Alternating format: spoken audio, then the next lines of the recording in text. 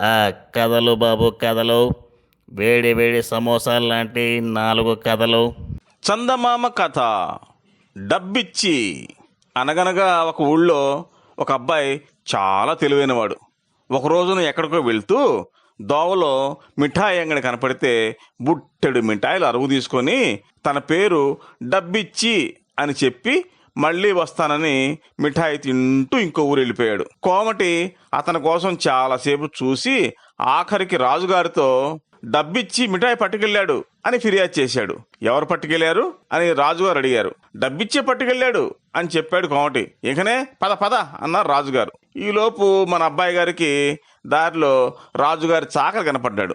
ఊరి బయట మిఠాయి పంచి పెడుతున్నారు, నేను తెచ్చుకున్నాను, వెళ్ళి నువ్వు కూడా తెచ్చుకో, నీ మూట నేను చూస్తాను, నా పేరు నిన్న మధ్యాహ్నం అని చాకలితో చెప్పాడు అబ్బాయి. చాకలి పరిగెత్తుకుంటూ వెళ్ళాడు. అబ్బాయి గబగబా రాజుగారి బట్టలు వేసుకుని వెళ్ళిపోయాడు. చాకలికి మిఠాయి లేదు, గిఠాయి లేదు, గుడ్డల మూట కూడా పోయింది. వాడు వెళ్ళి రాజుగారి దగ్గర నిన్న మధ్యాహ్నం నా గుడ్డల మూట ఎత్తుకెళ్ళాడు అని ఫిర్యాదు చేశాడు. నిన్న మధ్యాహ్నం ఎత్తుకెళ్తే ఇప్పుడు చెబుతున్నావా, వెళ్ళి వెళ్ళు అన్నారు రాజుగారు. మన అబ్బాయికి తోవలో ఒక రాజుగారు గుర్రం ఎక్కి కనిపించారు. చెరువులో మంచినీళ్లు తాగొస్తాను, నువ్వు చాలా మంచివాళ్లాగా ఉన్నావు, నా గుర్రం చూస్తూ ఉండు, నీ పేరేంటి అన్నారు రాజుగారు. నా పేరు గుర్రంవాడు అన్నాడు మన అబ్బాయి. రాజుగారు అవతలకి వెళ్ళగానే అబ్బాయి గుర్రం ఎక్కి మరో దేశం వెళ్ళిపోయాడు. తర్వాత రాజుగారు మంత్రిని పిలిచి, మంత్రి, గుర్రంవాడు గుర్రం ఎత్తుకెళ్ళాడు, పట్టుకో అన్నారు. గుర్రంవాడు గుర్రం ఎత్తుకుపోతే మనం కల్పించుకోకూడదు అన్నాడు మంత్రి.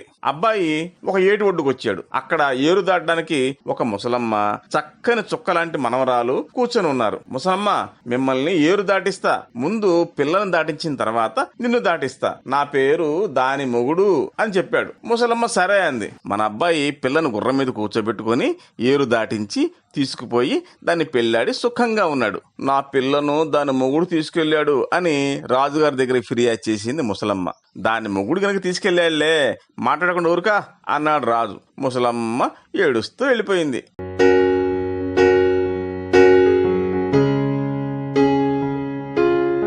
చందమామ కథ. 3 కోడళ్ళు. అనగనగా ఒక ఊరు. ఆ ఊరిలో ఒక అత్త. ఆ అత్తకు 3 కోడళ్ళు. ఆ 3 కోడళ్లకు ఒక్క నిమిషం కూడా పడేది కాదు. ఎప్పుడు ఏదో ఒక తగులాట ఉండేది. ముఖ్యంగా ఇంటికి చుట్టాలు వచ్చినప్పుడు నేను వడ్డించాలంటే నేను వడ్డించాలి అని గొడవలు పడేవాళ్ళు. ఓసి మీ దుంపలు దేగ, గుట్టుగా జరిగిపోయే సంసారాన్ని బజార్లో పెడతారంటే అని అత్త మందలించేది. అయినా సరే కోడళ్ల తగవులు తెగేవి కావు. చివరికి విసిగెత్తి ఇంట్లో చేయవలసిన పని పాటలు అత్త 3కి పంచింది. భోజనాలప్పుడు పెద్ద కోడలు విస్తళ్ళు వేసి మంచినీళ్లు పెట్టాలి, రెండో కోడలు అన్ని వడ్డించాలి, మూడో కోడలు విస్తళ్ళు తీసి దెబ్బ మీద పారేయాలి. ఈ ఏర్పాట్లతో పని పాటలు సక్రమంగా సాగిపోతున్నాయి. కోడళ్ళు పోట్లాట మానేవేశారు. అత్త చాలా సంతోషించింది. ఇక సంసారానికి ఎలాంటి రద్దీ లేదనుకుంది. ఇలా ఉండగా ఒక రోజున ఆ ఇంటికి చుట్టాలు వచ్చారు. అత్తగారు కోడళ్ళని పిలిచి, ఎవరి పనులు వాళ్ళు త్వరగా శుభ్రంగా చేసుకుని పోండి అని చెప్పింది. 3 కోడళ్ళు సరేనంటూ సరే అన్నారు. చుట్టాలు కాళ్ళు కడుక్కుని వచ్చి పీటల మీద కూర్చున్నారు. పెద్ద కోడలు త్వరగా విస్తలు వేసేసి నీళ్లు పెట్టేసింది. బంధువులు చాలా సంతోషించారు. రెండో కోడలు వచ్చి గబగబా చేసి 4 పిండి వంటలు వడ్డించిపోయింది. అంత తొందరగా వడ్డించినందుకు కూర్చుని వాళ్ళంతా విస్తుపోయారు. ఇంతలో మూడో కోడలు వచ్చి వడ్డించిన విస్తళ్ళన్నీ గబగబా ఎత్తేసి దెబ్బ మీద పారేసింది. కూర్చుని వాళ్ళు ఒకళ్ళ మొహం ఒకళ్ళు చూసుకున్నారు. అత్త ముఖం ఎంత చేసుకుని, ఇదేమిటర్రా అని అడిగింది. ఏమున్నది అత్తయ్య, నువ్వు చెప్పినట్టే ఎవరి పని వాళ్ళు త్వరగా చేసుకున్నాం అన్నారు 3 కోడళ్ళు ఒక్కసారిగా. ఆ అని నోరు తెరవటం అత్త వంతు, వచ్చిన చుట్టాల వంతు అయింది.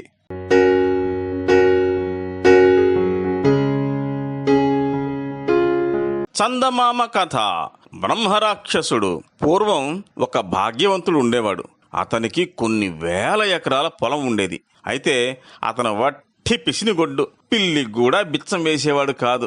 అలాంటి వాడి కింద ఎవడు పనిచేస్తాడు? ఎవడన్నా కొత్త వాళ్ళు వచ్చినా 10 రోజులు ఉండి పారిపోయేవాళ్ళు. అలాంటప్పుడు వ్యవసాయం ఎలా సాగుతుంది? పొలం ఎలా పండుతుంది?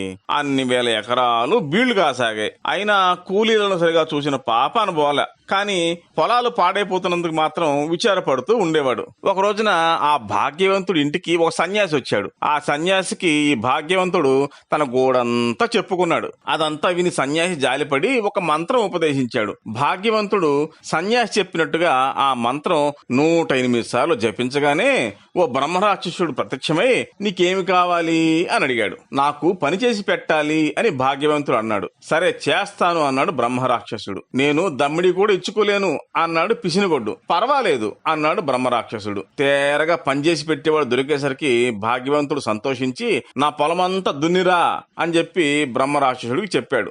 ఈ పని చెప్పి అతడు భోజనం చేద్దామని కాళ్ళు కడుక్కోవడానికి వెళ్ళాడు. కాళ్ళు కడుక్కోవడానికి అతడు చెంబు తీసుకునే లోపల బ్రహ్మరాక్షసుడు వచ్చి పొలం దున్నేశాను అన్నాడు. అంతా దున్నేశావా అన్నాడు భాగ్యవంతుడు.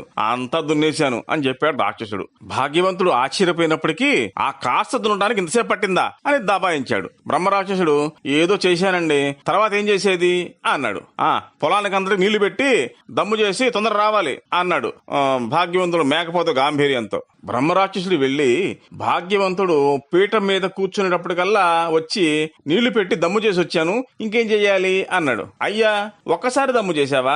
గరపనేలయ్యా, 1కి 3 సార్లు దమ్ము చేస్తే గాని కాదు అన్నాడు భాగ్యవంతుడు. బ్రహ్మరాక్షసుడు మళ్లీ వెళ్లి భాగ్యవంతుడు మజ్జిగ పోసుకునే వేళకొచ్చి అయిపోయింది ఇంకేం చెయ్యాలి అన్నాడు. భాగ్యవంతుడు లోపల బిత్తరపోయాడు. కాసేపు పరకాయించి పొలమంతా నాట్లేయాలి, అలసిపోయి పడుకునేవు, నేను వచ్చి చూస్తాగా అన్నాడు. బ్రహ్మరాక్షసుడు వెళ్లి భాగ్యవంతుడు అన్నం తిని చేతులు కడుక్కునే వేళకు తిరిగి వచ్చి నాటడం అయిపోయింది ఇంకేం చెయ్యాలి అన్నాడు. నిజంగా నాటేసి వచ్చావా అని అడిగిన భాగ్యవంతుడు వెళ్లి పొలంలోకి వెళ్ళి చూశాడు. పొలమంతా నాట్లున్నాయి. దాంతో ఆ భాగ్యవంతుడికి గుండెదడ ప్రారంభమైంది. బ్రహ్మరాక్షసుడికి ఇంకేం పని చెప్పాలో అర్థం కాక తల కాస్త గోక్కొని ఎరువు కూడా చల్లిరాపో, తొందరగా రావాలి అన్నాడు. బ్రహ్మరాక్షసుడు వెళ్లిపోయాడు. భాగ్యవంతుడు ఎకాఎకిగా వంట ఇంట్లో ఉన్న భార్య దగ్గరికి వెళ్లి ఉన్న పనంతా గంటలో బ్రహ్మరాక్షసుడు చేసేశాడు. వాడికి ఇంకా ఏమన్నా పని చూపించకపోతే నన్ను మింగేస్తాడు అని చెప్పాడు. భార్య దిగులెందుకు, వాడిని ఒకసారి ఇక్కడ పంపించండి అంది. మరో 5 నిమిషాలకు బ్రహ్మరాక్షసుడు వచ్చి అతనికి ఎదురుగా నిలబడ్డాడు. ఆసామి అతన్ని భార్య దగ్గరికి పంపించాడు. ఇంట్లో పనులన్నీ చేయించుకున్న తర్వాత భార్య తన తలలో మెలికలు తిరిగి ఉన్న ఒక వెంట్రుకను లాగి దీన్ని వంకర తీసి సాపు చేసి తీసుకురా అని చెప్పింది. ఆ వెంట్రుక పట్టుకుని బ్రహ్మరాక్షసుడు సరిచేయడానికి ప్రయత్నించాడు. రోజులు గడిచాయి, వారాలు గడిచాయి, మాసాలు గడిచాయి, ప్రయత్నిస్తూనే ఉన్నాడు. ఈ వెంట్రుక వంకర పోలేదు. బ్రహ్మరాక్షసుడికి విసిగెత్తింది. కాసేపు ఊళ్ళో తిరిగాడు. అలా తిరుగుతూ ఒక కంసాలి వంకరగా ఉన్న తీగను కుంపట్లో కాల్చి వంకర తీయడం చూశాడు. అతను ఎగిరి గంతేసి అలాగే చేద్దామని వెంట్రుకని కుంపట్లో వేశాడు. అది కాలిపోయింది. వెంటనే బ్రహ్మరాక్షసుడు కూడా మాయమైపోయాడు.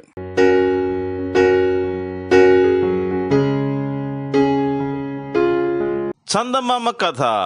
కాలమహిమ. అనగనగా ఒక ఊళ్ళో ఓ బ్రాహ్మణుడు ఉన్నాడు. అతని తల్లి పెళ్ళాం తల్లి కూడా అతనితోనే ఉంటున్నారు. కానీ అత్తకి కోడలికి ఒక్క నిమిషమైనా పట్టం లేదు.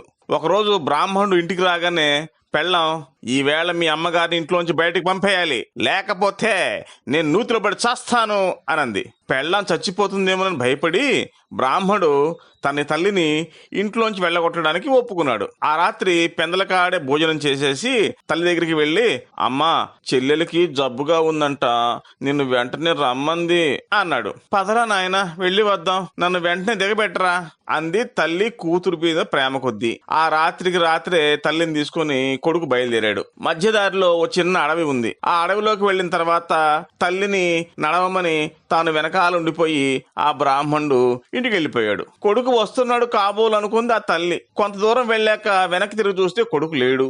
ఎంత పిలిచినా పలకలేదు. ఏడుస్తూ ఓ చెట్టు కింద కూర్చుంది. అక్కడికి కొంతసేపు అయ్యాక వేసవి కాలం వచ్చి అమ్మా నేను వేసవి కాలాన్ని మంచిదన్నా కాదా అంది. అయ్యో నువ్వు మంచిదానివేనమ్మా, నీ కాలంలో హాయిగా ఎక్కడికైనా వెళ్ళవచ్చు. నీ కాలంలో పెళ్లిళ్ళు పేరంటాలు జరుగుతాయి, మామిడి పళ్ళు పనస పళ్ళు దొరుకుతాయి, నువ్వు మంచిదానివమ్మా అంది తల్లి. వేసవికాలం వెళ్ళిపోయింది. ఆ తర్వాత వర్షాకాలం వచ్చి నేను వర్షాకాలాన్ని నేను మంచిదన్నా కాదా అంది.